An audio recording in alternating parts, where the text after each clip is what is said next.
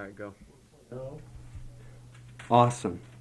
Now we can fight for the next few months about every detail of the next song, never agreeing on the exact tempo, the rhythm, the chords, the progression of the chords, the melody, the various instruments, the lyrics, who should sing, and so on, until we reach a standstill and we both can't find a compromise. Our friendship will fall apart and we'll start talking to each other.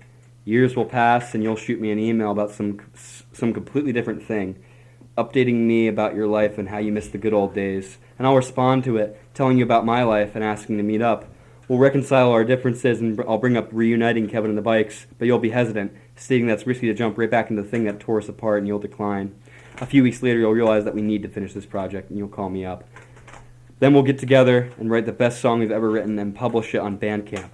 We'll die having obtained an obscure audience in an out-of-the-way corner of the internet, until centuries later, the cataclysm wipes out all of humanity, with the last remnants of human civilization being a fucked-up CD player and an equally fucked CD titled 101 Songs from Kevin and the Bikes.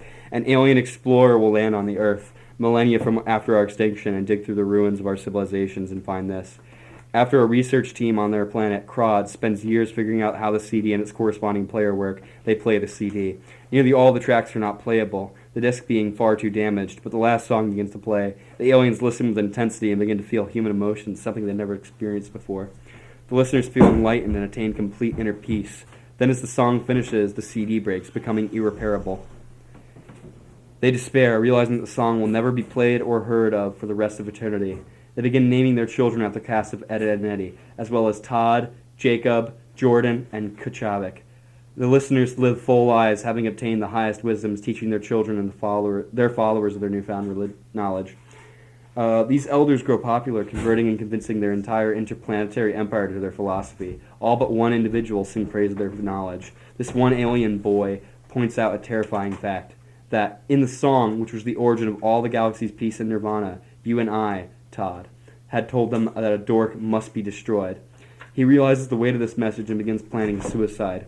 His family is troubled and ask him why he's intending to kill himself when the answers have been found to life's problems. And he asks them, "Aren't dorks the source of all suffering?" To which his dads, all three of them, respond, "Of course, my son." Then, right before he jumps off the cliff, he says, "Dork is Crod spelled backwards." And with those words, their whole civilization begins to collapse. That single utterance leads everyone into existential fear, terror, and despair. Rape, murder, suicide, theft, war, and death reach all-time highs. The last two survivors all decide to commit group suicide by flying into the sun. But before they take off, one of them has another revelation. "That song gave us meaning, and then took it away," he spoke. "Why should we not then just throw the song away and make our own meaning?" Most of the crew called him a fool, with the exception of one female who saw truth in his idea. They both disported from the ship, set on the course for the sun. They waved goodbye to their friends, and the man saw plans. The man and their friends, and the man makes plans to repopulate their planet, but she doesn't consent. She tells him, "This world decided to die, and we're the last of it. We decided to live. We should go to a new world for a new life." He kisses her, and they both set their course out for a little out-of-the-way corner of the universe. However, their navigation systems miscalculate the path of their safest and quickest journey, and they shoot themselves into a black hole, where they can see all of time flash around them, watching every star system, every nebula, and even space itself slowly die. They begin to weep, watching the end of the universe, until suddenly a light reappears, another Big Bang. They fly through the new world, passing by the reborn galaxies and planets, until they reach an ample abode. They settle down on the only hospitable planet in that solar system. Their names, Todd and Jacob. Recorded sporadically at various locations and on different mediums from 2015 to 2019, Jacob and Todd with help from many others. Re-recordings and art achieved by Todd and more in mid-2019.